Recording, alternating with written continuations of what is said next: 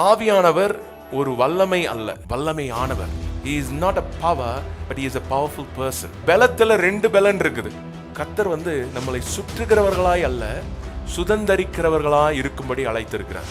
அப்ப ஆவியானவருடைய வேலை என்னன்னா, உங்களுக்கு வெளிப்படுத்துவது, உங்களுக்கு தெரியாத ரகசியங்களை கற்றுத் தருவது, நீங்க எந்த இடத்துல எப்படி முடிவு பண்ணணும்னு சொல்லும் பொழுது ஆவியானவர் அங்கே உங்களுக்கு வெளிப்படுத்துகிறார். ஹல்லேலூயா. அவருடைய ஆவி எந்தெந்த இடத்தெல்லாம் நீங்க ஆகாதுன்னு சொல்றீங்களோ அந்த இடத்தெல்லாம் அவர் சொல்றாரு, இது ஆகும், நான் சுகமாவேன், நான் பலனாவேன், நான் சாகாமல் பிழைத்திருந்து கர்த்தர் செய்த நன்மைகளை விவரிப்பேன். ஆவியானவருடைய அனுபவம் பெற்றவர்கள் சொல்வது முடியாதுன்னு சொல்ல மாட்டாங்க, எல்லாம் முடியும். என் தாசனாகிய காலை வேறே ஆவியை உடையவனாய் இருக்கிறான். ஆவியானவர் உங்களுக்கு பிரோஜனமானதை போதிக்கிறவர், பிரோஜனமான காரியங்களை. He makes you to make profit. உங்களை திக்கற்றவர்களாய் விடேன். நீங்க எப்படி எந்த திசையில போகணும்னு தெரியாம இருக்கும் பொழுது கூட அவர் வழி இதுவே. கடவுள் கொடுத்த ஒவ்வொரு வாக்குத்தத்தங்களையும் உங்களை சுதந்தரிக்க செய்வார். நீங்க யாருடைய ஆவியை உடையவர்களா இருக்கிறீர்கள்? கிறிஸ்துவின் ஆவியை உடையவராக இருக்கீங்க. அப்ப நீங்க தைரியமா சொல்ல முடியும், அன்றியும் மரித்த கிறிஸ்துவை உயிரோடு எழுப்பின ஆவி எனக்குள்ளே வாசம் செய்கிறது. கிறிஸ்துவை மரித்தோரிலிருந்து எழுப்பினவர் என்னிலே வாசமா இருக்கிறபடியினால சாவுக்கேதுவான எல்லா சரீரங்களையும் உயிர்ப்பிக்கிறார். இந்த நாள் ஒரு விசேஷமான நாள். எத்தனை பேருக்கு தெரியும் என்ன நாள் இன்னைக்கு? லாங் வீக்கெண்டா? இன்னைக்கு பெந்தேகோஸ்தே ஞாயிறு. இன்னைக்கு என்னது? Pentecost Sunday. இந்த இயேசு கிறிஸ்து உயிரோடு எழும்பி 50வது நாளில் என்ன நடந்துச்சு? அந்த மேல் வீட்டு அறையில் ஒரு பெரிய சம்பவம் நடந்தது. ஆவியானவர் கொடுக்கப்பட்டார். ஆமென். ஸோ அந்த நாளை நினைவு கூறுகிற ஒரு நாளாய் இந்த நாள் இருக்கிறது. ஆமென். நம்ம பார்க்குறோம் லூக்கா எழுதின சுவிசேஷம் கடைசி அதிகாரம் 24ஆம் அதிகாரம் 49ஆம் வசனம். என் பிதா வாக்குத்தத்தம் பண்ணினதை இதோ நான் உங்களுக்கு அனுப்புகிறேன். சொல்லுங்க, என் பிதா வாக்கு பண்ணினதை நான் உங்களுக்கு அனுப்புகிறேன். அப்போ பிதாவானவர் ஒன்னு வாக்கு பண்ணியிருக்கிறார்.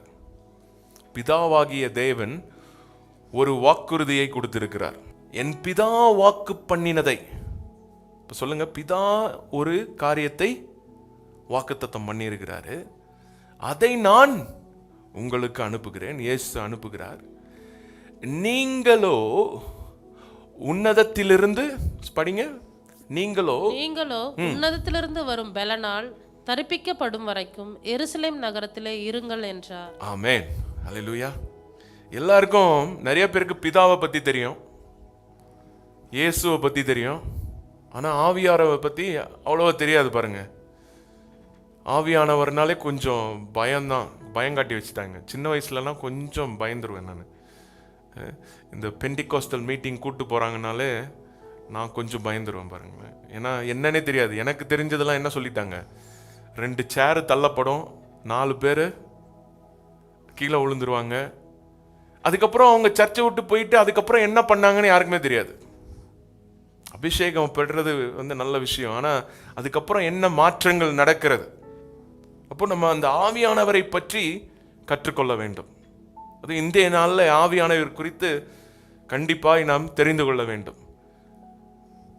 ஆவியானவர் ஒரு வல்லமை அல்ல, ஒரு வல்லமை கிடையாது, அது வல்லமை ஆனவர்.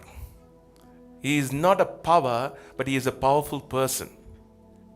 அவர் பிதா, குமாரன், பரிசுத்த ஆவியானவர், 3 பேர் சேர்ந்ததுதான் கடவுள். அதுல தனியா யாரையும் எடுத்தா அந்த கடவுளின் தன்மை போயிடும். ஸோ இப்படிப்பட்ட 3 சேர்ந்த ஒருவர் இருக்கிறார். அப்ப இயேசு கிறிஸ்து மரித்து உயிரோடு எழும்பி அவர் திரும்பவும் பரம் ஏறி செல்வதற்கு முன்பாக அங்க இருக்கிறவங்க எல்லாம் பார்த்து சொல்றாரு, என் பிதா வாக்கு பண்ணினதை இதோ நான் உங்களுக்கு அனுப்புகிறேன். நீங்கள் உன்னதத்திலிருந்து வரும் பலனாலே தரிப்பிக்கப்படும் வரைக்கும் எருசலேம் நகரத்தில் இருங்கள். அப்ப பாருங்க, பலத்துல 2 பலன் இருக்குது. ஒன்னு உன்னதத்திலிருந்து வரும் பலன், இன்னொன்னு என்னது? மாம்ச பலன். சரியா இல்லையா? இப்போ மாம்ச பலன்ல நிறைய காரியங்களை நாம் செய்ய முயற்சித்து என்ன பண்ணியிருக்கோம்? தோத்து போயிருக்கோம். மாம்ச பலனுக்கு ஒரு எல்லை உண்டு.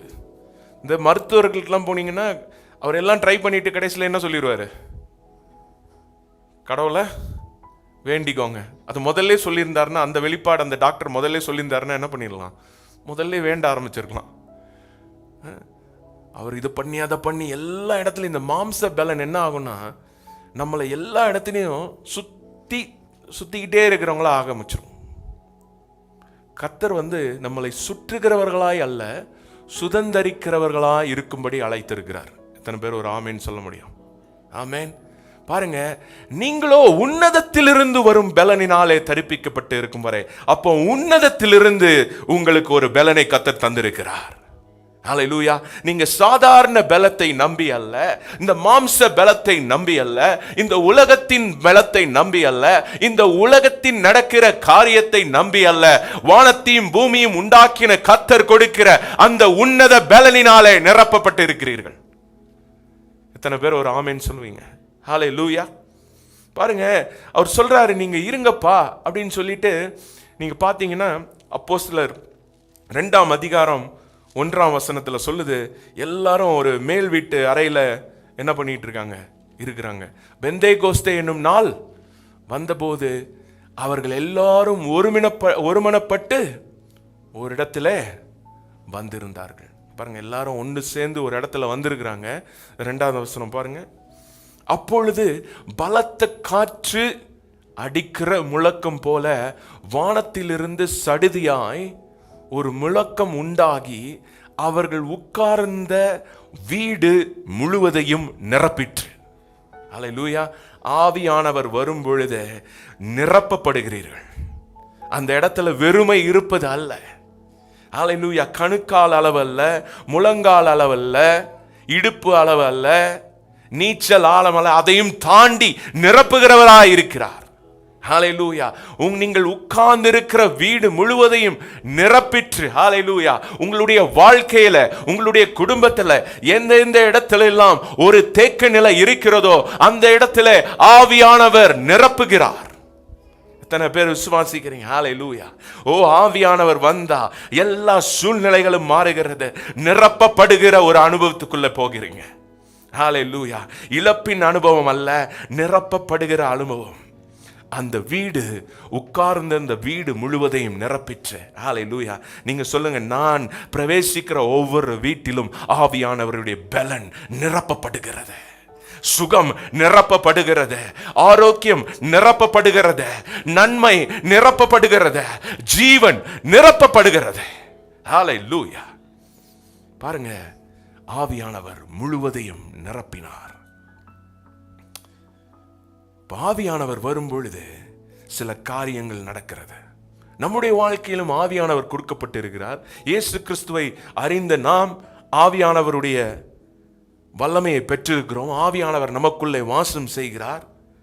நீங்க பாருங்க, அதெல்லாம் வச்சுக்கிட்டு, எல்லாமே வச்சுக்கிட்டு, பேங்க்ல $10,000 வச்சுக்கிட்டோம், பக்கத்து வீட்டுக்காரங்கிட்ட ஒரு டீக்கு காசு கேட்டா எப்படி இருக்கும்? நல்லா இருக்குமா?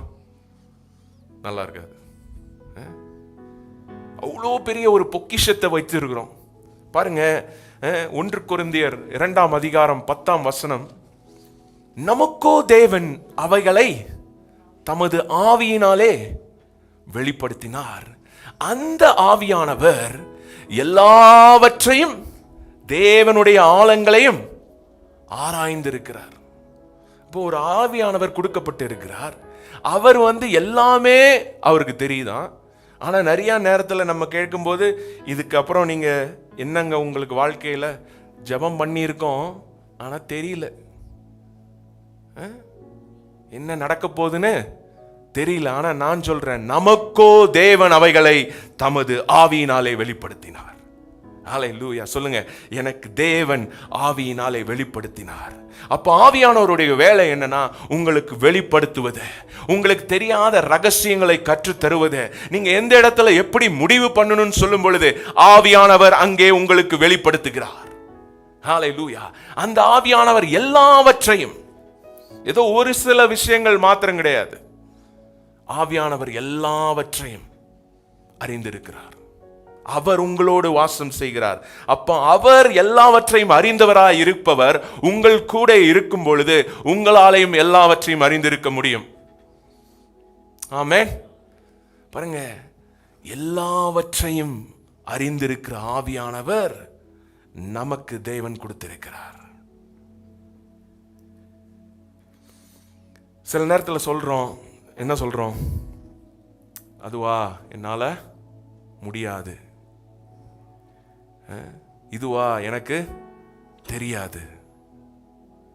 ஆனா பாருங்க, சகேரியா 4:6 சொல்லுது, பலத்தினாலும் அல்ல பராக்கிரமத்தினாலும் அல்ல, தேவனுடைய ஆவியினால் எல்லாம் ஆகும். கர்த்தருடைய வார்த்தை என்னவென்றால் இதுதான். பாருங்களேன் எப்படி ஆரம்பிக்குது. கர்த்தருடைய வார்த்தை என்னவென்றால், உன்னுடைய பலத்தினால் அல்ல. சொல்லுங்க, என்னுடைய பலத்தினால் அல்ல, என்னுடைய முயற்சியினால் அல்ல, என்னுடைய திறமையினால் அல்ல, என்னுடைய டிகிரியினால் அல்ல, என்னுடைய பணத்தினால் அல்ல, என்னுடைய உயர்வினால் அல்ல, பராக்கிரமத்தினாலும் அல்ல, என்னுடைய ஆவியினாலே ஆகும் என்று கர்த்தர் சொல்கிறார். ஹல்லேலூயா. அவருடைய ஆவி எந்தெந்த இடத்தெல்லாம் நீங்க ஆகாதுன்னு சொல்றீங்களோ அந்த இடத்தெல்லாம் அவர் சொல்றாரு, இது ஆகும், நான் சுகமாவேன், நான் பலனாவேன், நான் சாகாமல் பிழைத்திருந்து கர்த்தர் செய்த நன்மைகளை விவரிப்பேன். ஹல்லேலூயா. பாருங்க, எல்லாம் ஆகும். ஏன்னா எல்லாவற்றாலும் நிரப்புகிற ஆவியானவர் நம்மோடு இருக்கிறார். எத்தனை பேர் ஒரு ஆமென் சொல்ல முடியும்? ஹல்லேலூயா. எல்லாவற்றாலும் நிரப்புகிற ஆவியானவர் நமக்குள்ளே இருக்கிறார். அப்போ என்ன சொல்லலாம்? அப்ப எல்லாவற்றையும் எளிதாய் செய்யலாம். சொல்லுங்க, எளிதாய் சுதந்தரிப்போம், எளிதாய் செய்யலாம். இந்த ஆவி வந்த உடனே தான் காலேப் என்ன சொல்றாப்ல? என்னாகமம் 14:24 என்ன சொல்றாப்ல? காலேப்புக்கு வேறே ஆவி உடையவனாய் இருந்தான். அப்ப பாருங்க, இந்த வேறே ஆவி உடையவன், ஆவியானவருடைய அனுபவம் பெற்றவர்கள் சொல்வது முடியாதுன்னு சொல்ல மாட்டாங்க. எல்லாம் முடியும். என் தாசனாகிய காலேப் வேறே ஆவியை உடையவனாய் இருக்கிறான். ஹல்லேலூயா, ஹல்லேலூயா. உங்களுக்கு நீங்க சொல்லலாம், நான் வேறே ஆவியை உடையவன், நான் வேறே ஆவியை உடையவள். ஏன்னா தேவனுடைய ஆவியை நான் பெற்றிருக்கிறேன். இயேசு கிறிஸ்துவின் ஆவி எனக்குள்ளே வாசம் செய்கிறது.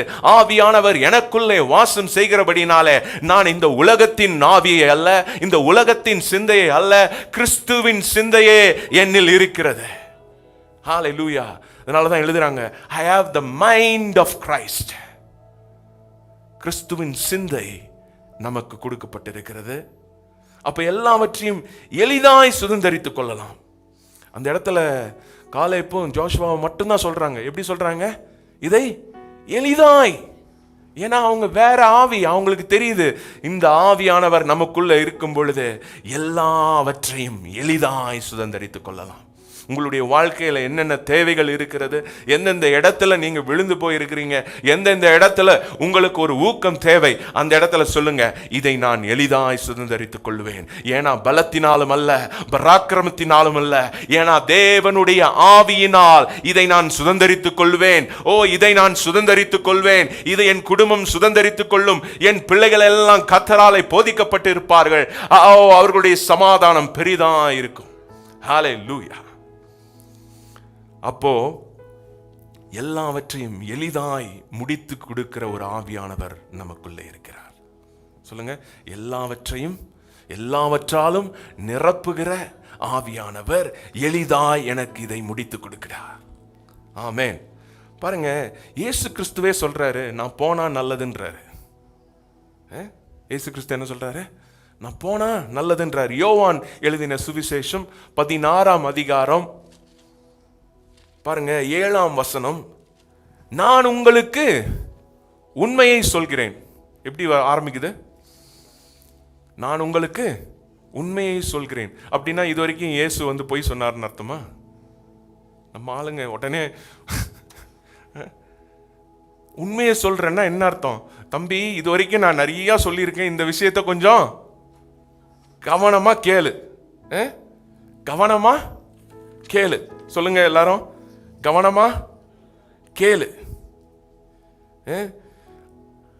அதாவது ரெவலேஷன், வெளிப்படுத்துதல் 2ஆம் அதிகாரம் 7ல் சொல்லுது, ஆவியானவர் சபைகளுக்கு சொல்கிறதை காதுள்ளவன் கேட்க கடவன். காதுள்ளவன் கேட்க கடவன். அப்ப இது கொஞ்சம் நல்லா கவனமா கேளுங்க. அப்போ இப்ப பாக்குறோம் பாருங்க, யோவான் எழுதின சுவிசேஷம் 17ஆம் அதிகாரம் 7ஆம் வசனம், நான் உங்களுக்கு ஒரு உண்மையை சொல்கிறேன். 16:7, நான் உங்களுக்கு உண்மையை சொல்கிறேன், நான் போகிறது உங்களுக்கு பிரயோஜனமாய் இருக்கும். யார் சொல்றா? இயேசு கிறிஸ்து மாம்சத்திலே வந்து இயேசு சொல்றாரு, நான் போனா உனக்கு நல்லது பண்றாரு. இப்போ நீங்க இதை எப்படி பார்க்கலாம்னா, நான் போகிறது பிரயோஜனமா இருக்குன்னா, அப்ப ஆவியானவர் உங்களுக்கு பிரயோஜனமான காரியங்களை உங்களுக்கு சொல்லி கொடுக்கிறவரா இருக்கிறார். ஹல்லேலூயா. உங்களை சொல்லியிருக்காங்க, நீ ஒன்னுத்துக்கும் பிரயோஜனம் கிடையாது, பாத்திரம் தேய்க்கிறது தான் லைக், மாடு மேய்க்கிறது தான் லைக். இப்படிலாம் திட்டு வாங்கிறீங்களா? ஸ்கூல்ல சொல்லுவாங்க, உனக்கு ஒன்னுத்துக்கும் லாய்க் பட மாட்டேன், உனக்கு இதெல்லாம் சரிப்பட்டே வராது, உன்னால செய்ய முடியாது. அப்ப நீங்களே என்ன பண்ணலாம்? வெளியில போனாலே உங்களுக்கே என்ன தெரியும்? நம்மளால செய்ய முடியாது, நமக்கு மேத்ஸ் வராது, நமக்கு சயின்ஸ் வராதுன்னு நம்மளே என்ன பண்ணிடுறோம்? ஒரு முடிவு பண்ணிடுறோம். ஆனா நான் சொல்றேன், ஆவியானவர் உங்களுக்கு பிரயோஜனமானதை போதிக்கிறவர். ஹல்லேலூயா.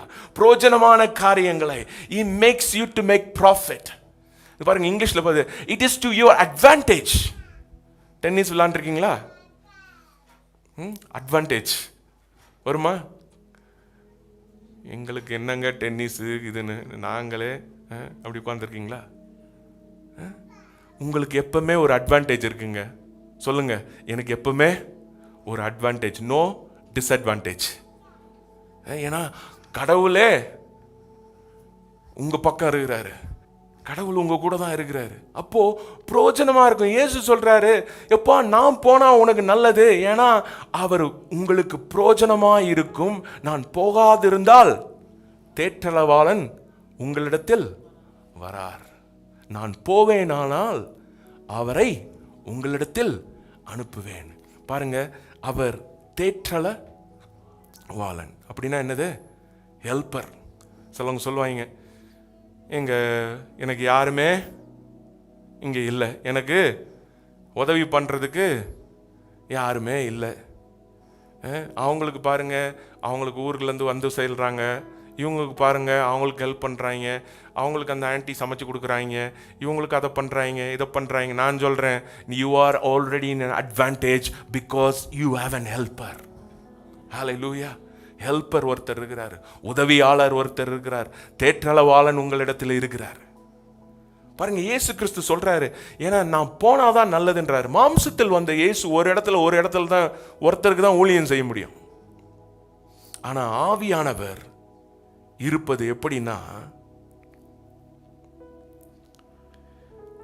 ஒரே நேரத்தில் இயேசு எல்லாரிடத்திலும் இருக்கிறதுக்கு சமம். ஹல்லேலூயா.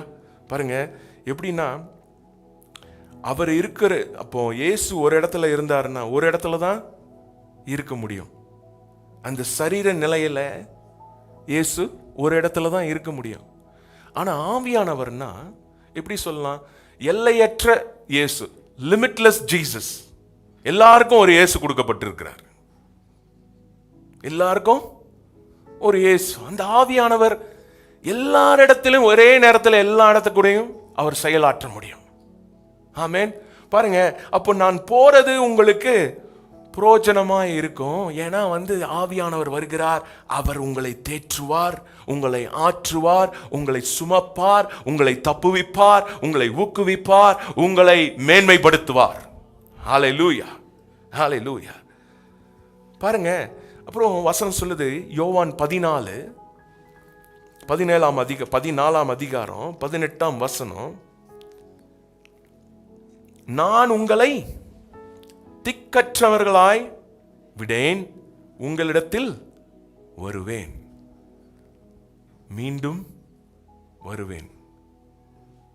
பாருங்க, திக்கற்றவர்களாய் விடேன் அப்படின்னா என்னன்னா, உங்களை ஒரு அனாதையை போல விட மாட்டேன். எஸ்தரை பார்க்கிறோம். எஸ்தர் ஒரு யாருங்க எஸ்தர்? ராணின்னு உங்களுக்கு இப்ப தெரியும். அதுக்கு முன்னாடி அனாதை. ஒரு ஆவியானவர் உள்ள வரும் பொழுது, கடவுளுடைய செயல் ஆற்றுப்பட போது ஒரு அனாதையை ராணியாய் ஆக்குகிற தேவன். ஹல்லேலூயா. பாருங்க, உங்களை திக்கற்றவர்களாய் விடேன். நீங்க எப்படி எந்த திசையில போகணும்னு தெரியாம இருக்கும் பொழுது கூட அவர் வழி இதுவே என்று சொல்கிற தேவன் நம்மோடு இருக்கிறார். I will not leave you as an orphan. உன்னை தனிமைப்படுத்துவது இல்லை. உன்னை திக்கற்றவனாய் நான் விடேன். ஹல்லேலூயா. I will not leave you. அப்படின்னா என்ன அர்த்தம்? நான் உன்னை விட்டு பிரிவது இல்லை. நீங்க சொல்லலாம், நான் தனிமைப்பட்டவனாய் இருக்கிறேன், எனக்கு யாருமே இல்லை. நானா சொல்றார் வசனம், நான் I will not leave you. உன்னை விட்டு விடேன். அப்போ நீங்க தனியாள் கிடையாது. நீங்க ஒரு பெரிய தெய்வரீக ஆசாரிய கூட்டம், ராஜரீக கூட்டம். உங்க அப்பா தான் ராஜா. உங்க அப்பா தான் இந்த உலகத்தோட கடவுள். எப்படி? உங்க அப்பா தான் இந்த உலகத்துக்கு கடவுள். இந்த கடவுள், இந்த உலகம்லாம் ஒரு கடவுள் கடவுள்னு சொல்லிக்கிட்டு இருக்காங்களே, யாருன்னா அது உங்க அப்பா. சொல்லுங்க, எங்க அப்பா தான் கடவுள். அவர் என் கூட இருக்கிறார். நான் தனிமையா இல்லை. எனக்கு ஒரு பரம தகப்பன் இருக்கிறார். அவர் என்னை திக்கற்றவனாய் விடுவது இல்லை. ஹல்லேலூயா. இப்ப ஆவியானவரோட வேலை என்னன்னா, உங்களை திக்கற்றவர்களாய் விடுவது கிடையாது, மாறாக உங்களை ஆற்றி தேற்றி சுமந்து பாதுகாப்பது. ஹல்லேலூயா, ஹல்லேலூயா. பாருங்க, இந்த வசனம் சொல்றதுக்கே பயமா இருக்குது. ஏன்னா இந்த வசனத்தை சொன்ன உடனே முடிச்சுட்டு கிளம்பிடுவீங்க. அப்படி ஒரு வசனம் இருக்கான்னு கேட்குறீங்களா? 2 கொரிந்தியர் 13:14. கர்த்தராகிய இயேசுனுடைய கிருபையும் தேவனுடைய அன்பும் பரிசுத்த ஆவியினுடைய ஐக்கியமும் உங்கள் அனைவரோடும் கூட இருப்பது. கிளம்பிடாதீங்க, தயவு செஞ்சு உட்காருங்க. இந்த வசனத்தை சொன்ன உடனே நம்ம ஆளுங்க பைபிள் எங்க, பெண் எங்க எல்லாம் தேடி கிளம்பிடுவாங்க. இதுல பாருங்க, கர்த்தராகிய இயேசு கிறிஸ்துவனுடைய கிருபை. அப்போ உங்ககிட்ட என்ன இருக்கு? கிருபை. கிருபை இருக்கு. கிருபைன்னா என்னது? கிருபைன்னா கிருபை. கிருபை கிருபை கிருபை. கிருபைன்னா என்னது? God's ability in your inability. எப்படி? இது எப்படி தமிழ்ல சொல்லலாம்? கர்த்தருடைய, உங்களுடைய இயலாமையில் கர்த்தருடைய சரியா அமையல் அல்ல, ஆங்கிலத்தில் வர மாதிரி. God's ability in your inability. கர்த்தருடைய மகத்துவம் உங்களுடைய இயலாமையில் விளங்கும். கர்த்தருடைய தயவு உங்களுடைய தவிப்பில் விளங்கும். அப்போ இயேசுனுடைய கிருபை இருக்குது. அப்போ கிருபை இருக்குது. கிருபை வந்தா எங்கெங்கெல்லாம் தோத்து போயிருக்கீங்களோ அங்கெல்லாம் ஜெயிக்க முடியும். ஆமேன், ஆமேன். அப்புறம் பாருங்க, தேவனுடைய அன்பு. எல்லாரும் யூஸ்வலா என்ன சொல்லுவோம்? இயேசு கிறிஸ்து ரொம்ப அன்பா இருந்து எனக்காக மரிச்சாருன்னு. ஆனா வசனம் எப்படி சொல்லுது? தேவனுடைய அன்பு. தேவன் அன்பாகவே இருக்கிறார். அவருடைய அன்பை புரிய வைக்கிறதுக்கு தான் இயேசு கிறிஸ்து இந்த உலகத்துல வந்து மரிச்சார். ஏன்னா நமக்கு புரியல. பாருங்களேன், கணவன் மனைவி வந்து சில நேரம் நீங்க அன்பா இருக்கிறீங்கன்னு சொன்னாலும் மனைவிக்கு ஒத்துக்க மாட்டாங்க. நீங்க சிலதெல்லாம் பண்ணணும், அப்படின்னாதான் அவங்களுக்கு தெரியும். அந்த மாதிரி தான் நம்ம ஆன்டி விழுந்து விழுந்து சிரிக்கிறாங்க. ஏதாவது நீங்க பண்ணாதான் மக்களுக்கு புரியுது. அப்போ அவர் மரிச்சுதான் காட்ட வேண்டியதா இருக்கு, நான் உன்னை நேசிக்கிறேன். நம்ம ஊர்ல பார்த்துருக்கீங்கன்னா லெட்டர் எழுதுவாங்க. எப்படி எழுதுவாங்க தெரியுமா? பையன், தம்பி, அன்பும் பண்பும் பாசமும் மிகுந்த. இப்படி என்னைக்காவது உங்களை கூப்பிட்டுருக்கார? அம்மாக்கு மட்டும். ஐயோ, இது வேற எங்கேயோ போதே. நான் தான் சொல்லிட்டேன், வருத்தப்பட்டு பாரம் சுமக்கிறவர்களே நீங்கள் எல்லாம் என்னிடத்தில் வாருங்கள், நான் உங்களுக்கு இளைப்பாறுதலை தருவேன். ஸோ நீங்க வந்துட்டு என்ன நேசிக்கிறதுக்கு ஆள் இல்லைனாலும் நான் வசனம் வச்சிருக்கேன். ஓகே, நீங்க நேசியுங்கள், அவங்களும் உங்களை நேசிப்பாங்க. ஆனா சில நேரத்தில் சிலவங்களுக்கு எப்படின்னே சொல்ல தெரியாது. நம்ம ஊர்லலாம் நீங்க சொல்லியிருக்கீங்களா, இந்த ஊர்ல பிள்ளைங்கள்லாம் என்ன பண்ணுன்னா லவ் யூப்பா, லவ் யூமா அப்படின்னு சொல்லி இது பண்ண. நம்ம ஊர்லலாம் அப்படிலாம் கிடையாது இல்லை. சில நேரத்தில் தெரியல, பாவம் எப்படின்னு சொல்றது தெரியாம அப்படி மாட்டிக்கிறாங்க. ஆனா அன்பும் பாசமும் கொஞ்சம் டூ மச் தான். நம்ம ஊர்ல என்ன பண்ணுவாங்கன்னா சில நேரத்தில் ரத்தத்தை வச்சு எழுதுவாங்க, பார்த்துருக்கீங்களா? லெட்டர்லாம் எப்படியாவது புரிய வச்சிடணுமா, எப்படியாவது புரிய வச்சிடணுமா. தேவனுடைய அன்பை புரிய வைக்கிறதுக்கு எப்படி யார் வந்தா? கிறிஸ்து உங்களுக்காய் மரிக்கப்பட்டு தன்னுடைய இரத்தத்தை கொடுத்து இவ்வளவாய் உலகத்தை அன்பு கூர்ந்தார். அப்போ தேவனுடைய அன்பு இருக்குது. இப்ப பாருங்க, பரிசுத்த ஆவியானவருடைய ஐக்கியம். அப்போ உங்களுக்கும் பரிசுத்த ஆவியானவருக்கும் ஒரு ஃபெலோஷிப் வந்துருச்சு, ஒரு ஐக்கியம் வந்துருச்சு, ஒரு அன்னுன்யம் வந்துருச்சு, ஒரு இணைபிரியா ஒரு உறவு வந்து விட்டது. ஹல்லேலூயா. நீங்க இப்படி கற்பனை பண்ணி பாருங்களேன். பிதா, ஒரு 2 பேர் வரீங்களா? ஒரு 3 பேர் வாங்களேன். கார்த்தி வாங்க, வேற யாரும் இல்லை, ஒன்றும் செய்ய மாட்டேன், வாங்க வாங்க. என்ன அது, ஒரு இன்னும் 2 பேர் வாங்கப்பா. மணி வாங்க. தேங்க்யூ கார்த்தி. இன்னும் ஒருத்தர் யாராவது? ஒன்றுமே பண்ண மாட்டேன். ஜஸ்டின் வாங்க, ஜஸ்டின் வாங்க வாங்க, யாராவது டக்குன்னு.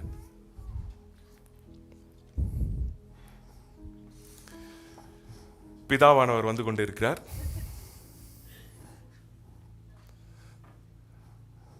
இவர் இயேசு கிறிஸ்து, இவர் பரிசுத்த ஆவியானவர். இப்போ மேலே வாங்க, கேமராவில் தெரியுதான்னு தெரில, இப்படி மேலே அப்படி வாங்க.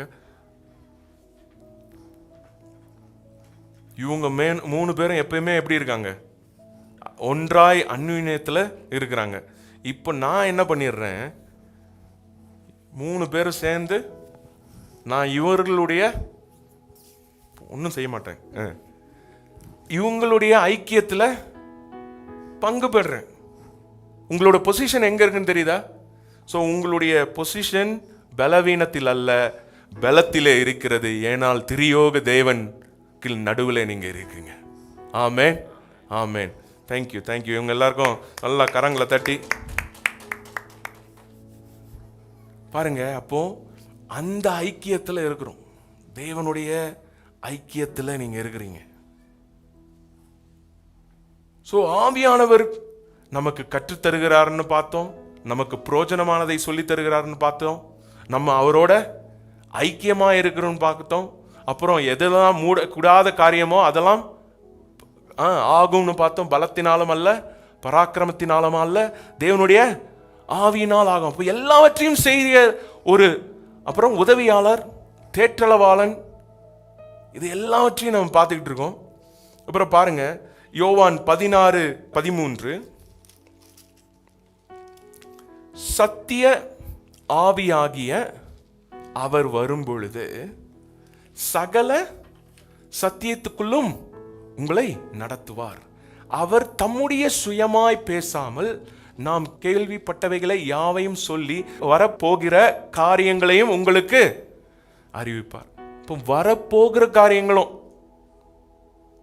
திங்ஸ் டு கம், அப்போ இனி என்னென்ன நடக்க போகுதுன்றதையும் உங்களுக்கு சொல்லி தருவார். ஷேர் மார்க்கெட்ல இதில் போடலாமா அப்படின்றதையும் சொல்லி தருவார். ஷேர் மார்க்கெட்காரர்களே, பிட்காயின்ஸ் வாடிக்கையாளர்களே, ஆவியானவரை நம்பினீங்கன்னா எல்லாத்துலேயும் நம்பலாம்.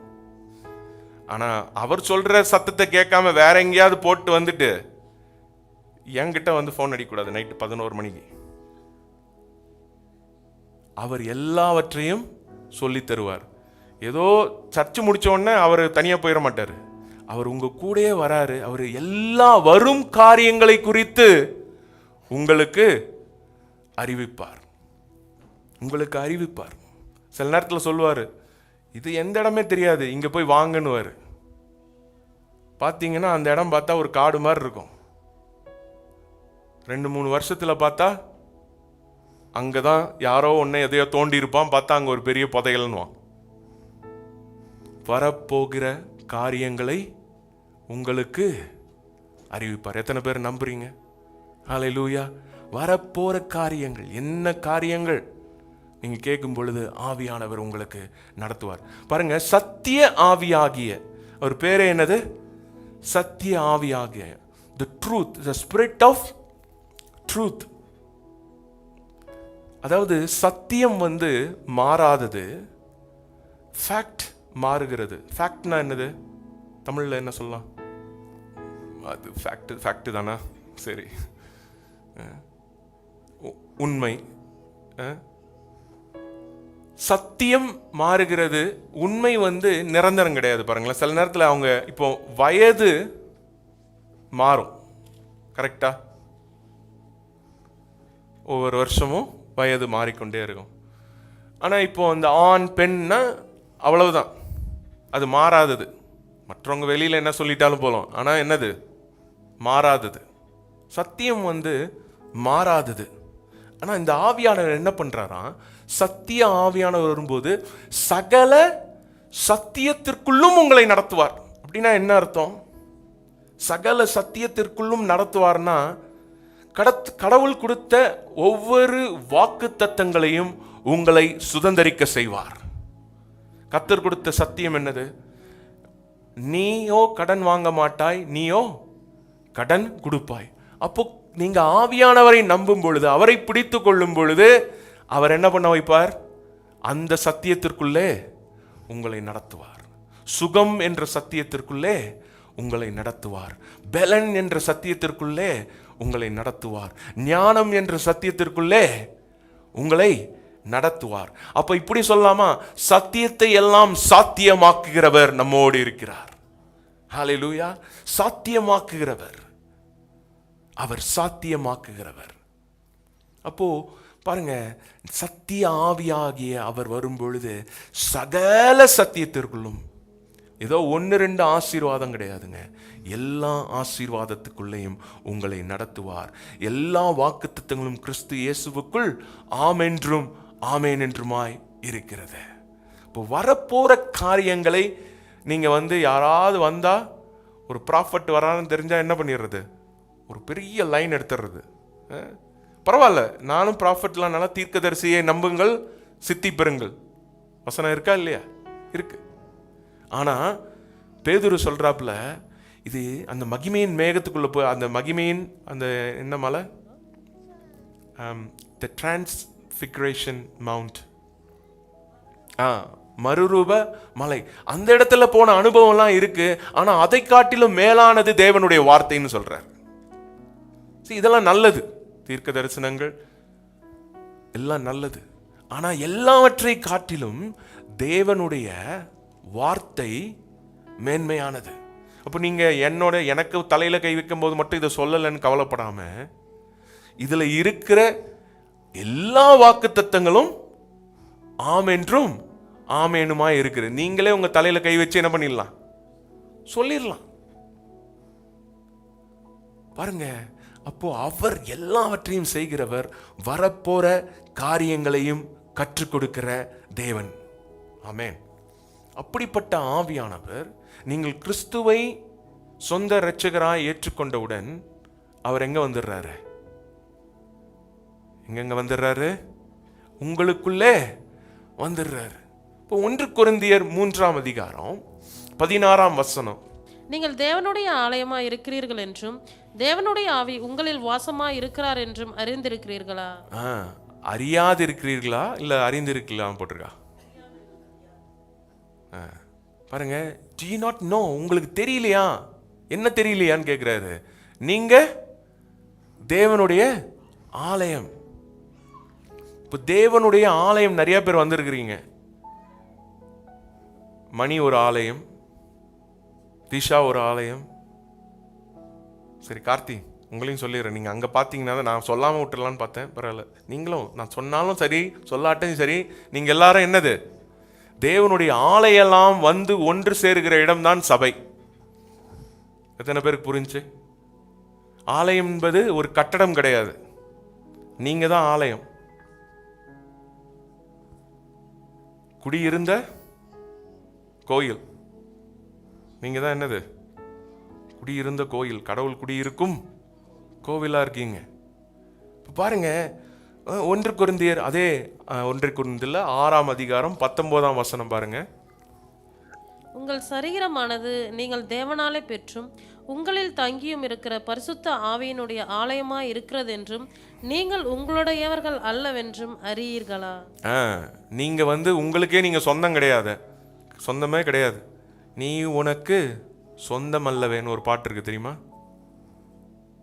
நீ உனக்கு சொந்தம் அல்லவே. யாருக்கு நீங்க சொந்தம் சொல்லுங்க? பரிசுத்த ஆவியினுடைய ஆலயமா இருக்கிறீங்க, அவருக்கு சொந்தம். நீங்க யாரு? உங்களுடைய சரீரம், உங்களுடைய எல்லாம் அவருக்கு சொந்தமா இருக்கிறது. உங்களுடைய சரீரம் நீங்கள் தேவனால் பெற்றும் உங்களில் தங்கி இருந்து இருக்கிற பரிசுத்த ஆவியானுடைய ஆலயமா இருக்கிறது. அப்போ உங்களுடைய ஆலயத்துல ஒரு பலவீனம் அந்த மாதிரி வர முடியாது. அப்ப நீங்க சொல்லலாம், நான் தேவனுடைய ஆலயம், நான் தேவனாலே அவருடைய அபிஷேகத்தினாலே ஊற்றப்பட்டு இருக்கிறேன், என்னுடைய சரீரத்தில் எந்த ஒரு பலவீனமும் வருவதில்லை, அதை இயேசுவின் நாமத்தினாலே நிர்மூலமாக்குகிறேன். ஹல்லேலூயா. அப்போ நீங்க தைரியமா அதை சொல்லலாம். இதுவும் பார்த்தீங்கன்னா ரோமர் 8ஆம் அதிகாரத்தில் 11ஆம் வசனம் இருக்குது. அன்றியும் மரித்த கிறிஸ்துவை உயிரோடு எழுப்பினவருடைய ஆவி உங்களில் வாசமாய் இருந்தால், உங்களில் வாசமாய் இருக்கிற தம்முடைய ஆவியினாலே சாவுக்கேதுவான உங்கள் சரீரங்களையும் உயிர்ப்பிப்பார். பாருங்க, அன்றியும் இயேசுவை மரித்தோரிலிருந்து எழுப்பினவருடைய ஆவி. அப்ப இயேசுவை யாருங்க மரணத்திலிருந்து எழுப்புனா? பரிசுத்த ஆவியானவர். இப்போ வானத்தையும் பூமியும் உண்டாக்கும் பொழுது தேவன் என்ன சொன்னார்? வார்த்தையினாலே சிருஷ்டித்தார். இது உண்டாகுன்னு சொன்னாரு, இது உண்டாயிற்று. அந்த நேரத்தில் ஏதாவது தடை பண்ணிச்சா? தேவனுடைய வார்த்தைக்கு எதிராக செயல்பட்டுச்சா? இல்லை. ஆனா கிறிஸ்து மரித்து அடக்கம் பண்ணப்பட்ட பின்னர் அந்த இடத்துல என்ன ஆகுது? நிறைய ஹோல் டிமானிக், எல்லா சத்ருவின் எல்லா காரியமும் அவருடைய உயிர்த்தெழுதுக்கு விரோதமாய் வந்தது. அப்போ சொல்றாங்க, அன்றியும் இயேசுவை மரித்தோர்ந்த எழுப்பினுடைய ஆவி. அப்படிப்பட்ட எல்லா பிசாசின் வல்லமையை காட்டிலும் மேலான ஒரு வல்லமை உடைய ஆவி கிறிஸ்துவை உயிரோடு எழுப்பினது. அந்த ஆவி உங்களில் வாசமாய் இருக்கிறது. எத்தனை பேருக்கு புரிஞ்சு? ஹல்லேலூயா. பாருங்க, அவ்வளோ அந்த ரெசரக்ஷன் பவர், உயிர்த்தெழுந்த வல்லமை உங்களுக்குள்ளே இருக்கிறது. உயிர்த்தெழுந்த வல்லமை எங்க இருக்குது? ஏதாவது வெளியில இருந்து ஒரு பாஸ்டர் வந்தா இருக்குதா? யாருக்கிட்ட இருக்குங்க? உங்ககிட்ட இருக்கு. பாருங்க, அன்றியும் மரித்த கிறிஸ்துவை உயிரோடு எழுப்பினருடைய ஆவி உங்களில் வாசமா இருந்தால்னு போட்டிருக்கு. ஆனா இதே இதுல 8:9 போய் பார்த்தீங்களா, கிறிஸ்துனுடைய ஆவி இல்லாதவன் அவனுடையவன் அல்லன்னு போட்டிருக்கு. அப்போ நீங்க யாருடைய ஆவியை உடையவர்களா இருக்கிறீர்கள்? கிறிஸ்துவின் ஆவியை உடையவராக இருக்கீங்க. அப்ப நீங்க தைரியமா சொல்ல முடியும், அன்றியும் மரித்த கிறிஸ்துவை உயிரோடு எழுப்பின ஆவி எனக்குள்ளே வாசம் செய்கிறது. கிறிஸ்துவை மரித்தோரிலிருந்து எழுப்பினவர் என்னிலே வாசமா இருக்கிறபடியினால சாவுக்கேதுவான எல்லா சரீரங்களையும் உயிர்ப்பிக்கிறார். ஹல்லேலூயா. சாவுக்கேதுவான எல்லாவற்றிலும் உயிர்ப்பிக்கிறார். அப்போ உங்க சரீரத்தை பார்த்து சொல்லலாம், ஆவியானவர் பாருங்களேன், எல்லாவற்றிலும் உங்களுடைய சுகத்திலே செயலாற்றுகிறார், உங்களுடைய வியாபாரத்திலே செயலாற்றுகிறார், உங்களுடைய குடும்பத்திலே செயலாற்றுகிறார், உங்களுடைய தனிமையிலே செயலாற்றுகிறார். எல்லாவற்றிலும் செயலாற்றுகிற சத்திய ஆவியானவர் உங்களை எல்லா சத்தியங்களையும் நடத்துகிறார். ஆமென். பாருங்க, அப்போ மரித்த கிறிஸ்துவை உயிரோடு எழுப்பின ஆவி உங்களுக்குள்ள இருக்குது. நீங்க பிசாசினாலே பிடிக்கப்பட்டவர்கள் அல்ல, பரிசுத்த ஆவியினாலே பிடிக்கப்பட்டவர்கள். ஆமென். அவர் உங்களுக்குள்ளே ஊற்றப்பட்டிருக்கிறார். அவருடைய வல்லமை உங்களுக்குள்ளே ஊற்றப்பட்டிருக்கிறது. ஹல்லேலூயா. தலை மேல கை வச்சு சொல்லுங்க, மரித்த கிறிஸ்துவை உயிரோடு எழுப்பின ஆவி எனக்குள்ளே வாசம் செய்கிறபடினால என்னுடைய சரீரத்தில் ஒரு பலவீனனும் இருப்பது இல்லை. சாவுக்கேதுவான எல்லா காரியங்களும் இயேசுவின் நாமத்தினாலே உயிர்ப்பிக்கப்படுகிறது. அதே போல உங்களுக்கு தெரிஞ்சவங்களை நினைச்சு செய்யுங்க. ஹல்லேலூயா. உங்களுடைய சரீரத்தில் சாவுக்கேதுவான, இதை பார்த்து கொண்டிருக்கிற தேவ பிள்ளைய, உன்னுடைய சரீரத்தில் சாவுக்கேதுவான எல்லா காரியங்களும் முறியடிக்கப்படுகிறது. ஜீவனின் வல்லமை பாய்கிறது. ஹல்லேலூயா, ஹல்லேலூயா. பாருங்க, தேவனுடைய ஆவியானவர் நமக்குள்ளே இருக்கிறார். அப்போ அவர் வரும்பொழுது இந்த நோய், இந்த சரீரத்துக்கு உங்களுடைய சூழ்நிலைகள் எதெல்லாம் மரித்து இருக்கிறோ அந்த இடத்திலலாம் கூட அவர் என்ன பண்றாரு? உயிர்ப்பிக்கிறார். பார்க்கிறோம், மரித்த கிறிஸ்துவை அவர் உயிர்ப்பித்தார். நம்மளை பாவத்திலிருந்து உயிர்ப்பித்தார். நீங்களும் பாவத்தில் என்ன பண்ணிட்டு இருந்தீங்க? மரிச்சு போயிருந்தோம். பாவத்தில் மரித்து போயிருந்தோம். பாருங்க, ஒரு வசனம் வாசிப்போம். ரோமர் 6ஆம் அதிகாரம் 2ஆம் வசனம். பாவத்துக்கு மரித்த நான் இதில் இனி அதிலே எப்படி பிழைப்போம்? நீங்க ஏற்கனவே ஒண்ணுத்துல மரிச்சுட்டு போயிட்டீங்க. எதுக்கு? பாவத்துக்கு மரித்தவர்கள். நீங்க ஏற்கனவே மரிச்சு உயிரோடு எழுந்திருக்கீங்க. அடுத்த வசனம் பாருங்க.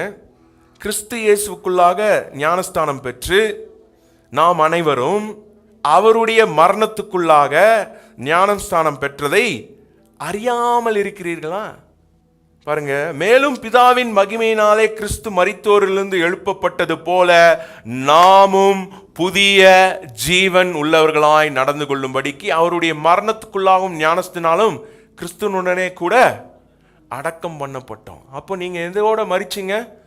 கிறிஸ்துவோட மரித்து மீண்டும் உயிரோடு எழும்பி இருக்கிறீர்கள். நீங்க பாருங்க, 5ஆம் வசனம் பாருங்க. ஆதலால் அவருடைய மரணத்தின் சாயலினாலே நாம் இணைக்கப்பட்டவர்களானால் அவர் உயிர்த்தெழுதலில் சாயலிலும் இணைக்கப்பட்டு இருக்கிறோம். இப்போ நீங்க மரணத்தின் சாயல்ல கிடையாதுங்க, ஏன்னா அவர் உயிரோடு எழும்பிட்டார். இப்போ நீங்க யாரோட சாயல்ல இருக்கிறீங்க? You are United with him in resurrection. எத்தனை பேருக்கு புரிஞ்சு? ஹல்லேலூயா. உயிர்த்தெழுதலின் சாயலில் இருக்கிறீர்கள். அப்போ உயிர்த்தெழுந்த சாயல்ல மரணம் வர முடியாது, மரணத்துக்குரிய காரியங்கள் வர முடியாது, நோய் வர முடியாது. நீங்க சொல்லலாம், மரணத்துக்கு ஏதுவா இருக்கிற காரியங்கள் மேல நீங்க தைரியமா சொல்லலாம், நான் சாகாமல் பிழைத்திருந்து கர்த்தர் செய்த நன்மைகளை விவரிப்பேன். ஹல்லேலூயா. இப்ப சொல்லுங்க, நான் உயிர்த்தெழுந்த சாயலிலே இணைக்கப்பட்டிருக்கிறேன்.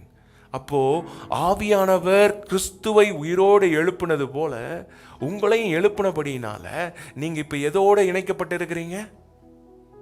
உயிர்த்தெழுதலின் சாயலில்.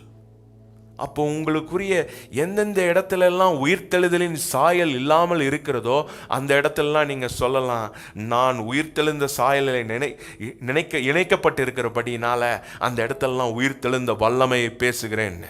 2 கொரிந்தியர் 3:6 சொல்லுது, எழுத்தோ கொல்லும், ஆவியோ உயிர்ப்பிக்கிறது. பாருங்க, புதிய உடன்படிக்கையின் ஊழியக்காரராய் இருக்கும்படி அவரே எங்களை தகுதியுள்ளவராக்கினார். அந்த உடன்படிக்கை எழுத்துக்குரியதா இல்லாமல் ஆவிக்குரியதா இருக்கிறது. எழுத்து கொள்கிறது, ஆவியோ உயிர்ப்பிக்கிறது. அப்ப ஆவியானவர் நமக்கு கொடுக்கப்பட்டது எந்தெந்த இடத்துல மரணத்தின் காரியங்கள், எந்த இடத்துல தோல்வியின் காரியங்கள் இருக்கோ அந்த இடத்தெல்லாம் உயிர்ப்பிக்கும்படியாய். சொல்லுங்க, உயிர்ப்பிக்கிறார். ஆவியானவர் என்னை உயிர்ப்பிக்கிறார்.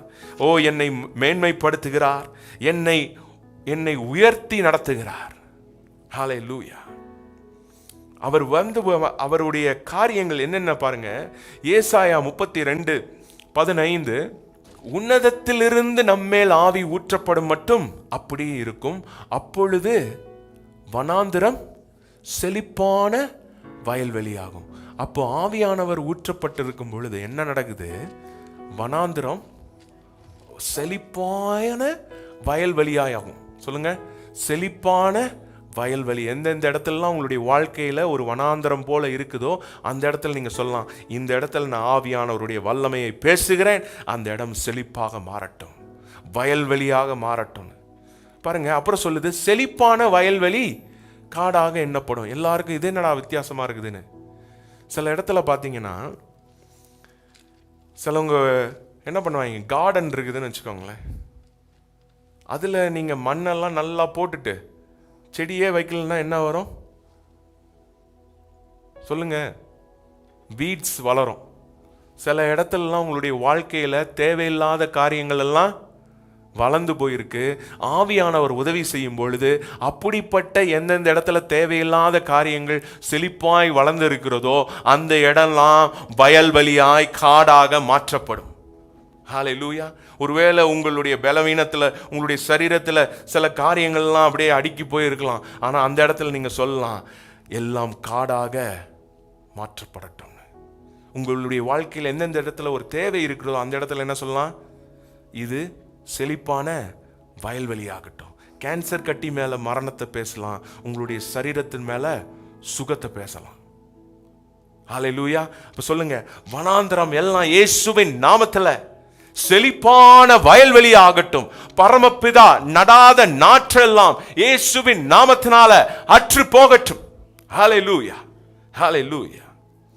அப்போ இந்த ஆவியானவர் நமக்குள்ளே கொடுக்கப்பட்டது காரணம் என்னன்னா, ஏசாயா 61:1 சொல்லுது, தேவனுடைய ஆவியினுடைய அபிஷேகம் என் மேல் இருக்கிறது. கர்த்தராகிய தேவனுடைய ஆவியானவர் என் மேல் இருக்கிறார். இப்போ சொல்லுங்க, தலை மேல கை வச்சு, கர்த்தருடைய தேவனுடைய ஆவியானவர் என் மேல் இருக்கிறார், என் மேல் இருக்கிறார், என் மேல் இருக்கிறார். விலகாத மேகம், ஓ அவர் என் மேல இருக்கிறார், என் பிள்ளைங்க மேல இருக்கிறார், என் குடும்பத்தின் மேல இருக்கிறார், என் மேல் கரிசனையா இருக்கிறார். ஓ நான் செல்கின்ற இடத்திலெல்லாம் ஓ அவர் என்னோடு இருந்து ஓ செம்மையான இடங்களிலே நடத்தி நன்மையால் என்னை திருப்தியாக்குகிறார். ஹல்லேலூயா. சிறுமைப்பட்டவர்களுக்கு சுவிசேஷத்தை அறிவிக்க கர்த்தர் என்னை அபிஷேகம் பண்ணினார். சொல்லுங்க, நான் அபிஷேகம் பண்ணப்பட்டவன். ஹல்லேலூயா. ஓ கர்த்தர் சுவிசேஷத்தை அறிவிக்கும்படியாய் என்னை அபிஷேகம் பண்ணி இருக்கிறார். ஓ இருதயம் நொறுங்குண்டவர்களை குணமாக்கும்படியாய் ஓ என்னை அபிஷேகம் பண்ணப்பட்டு இருக்கிறார். ஹல்லேலூயா. சிறைப்பட்டவர்கள், ஓ பாவத்திலே அடிமையாய் இருக்கிறவர்கள், சில காரியங்களிலே தவித்துக் கொண்டிருக்கிறவர்களை விடுதலையாக்கும்படியாய் கர்த்தர் ஆவியானவர் என்னை அபிஷேகம் பண்ணி இருக்கிறார். கட்டுண்டவர்களை கட்டவிழ்த்தலும் அவர் எல்லாவற்றையும் செய்கிறாரு. இதே வசனத்தை தான் இயேசு கிறிஸ்து சொல்றாரு. லூக்கா 4:18 சொல்றேன், பாருங்க. அவருடைய ஆவியானவர் என் மேல் இருக்கிறார். பாருங்க, ஏசாயால பார்த்தோம், அதே வசனம் எங்க இருக்குது? இப்போ நீங்களும் இதை தைரியமா சொல்லலாம். இயேசு கிறிஸ்து சொன்ன மாதிரியே கர்த்தருடைய ஆவியானவர் என் மேல் இருக்கிறார், என் மேல் இருக்கிறார், என் மேல் இருக்கிறார். ஹல்லேலூயா. தரித்திரத்துக்கு சுவிசேஷம் பிரசங்கிக்கும்படி என்னை அபிஷேகம் பண்ணினார். ஹல்லேலூயா. நீங்க அபிஷேகம் பண்ணப்பட்டவன். சொல்லுங்க, நான் கர்த்தருடைய தேவனுடைய ஆவியானவர் என் மேல் இருக்கிறார், நான் அபிஷேகம் பண்ணப்பட்டவன். ஹல்லேலூயா, ஹல்லேலூயா, ஹல்லேலூயா.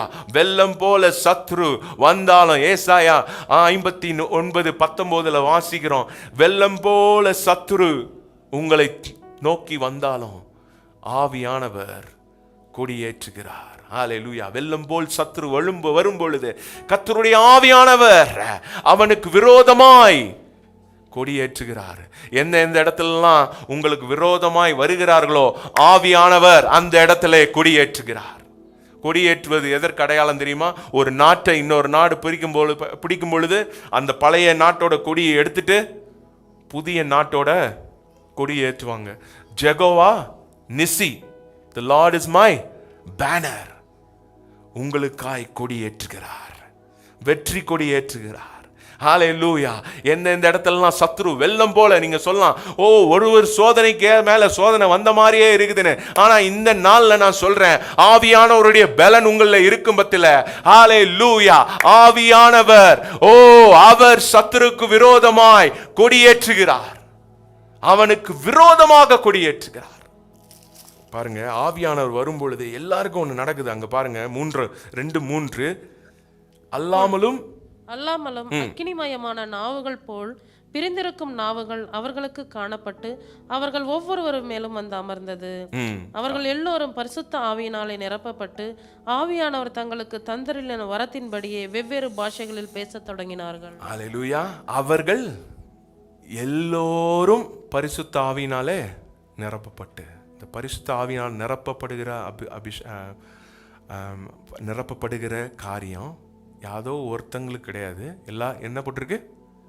அவர்கள் எல்லோரும் பரிசுத்த ஆவியினாலே நிரப்பப்பட்டு ஆவியானவர் தங்களுக்கு தந்தரின வரத்தின்படி வெவ்வேறு பாஷைகளை பேசினார்கள்.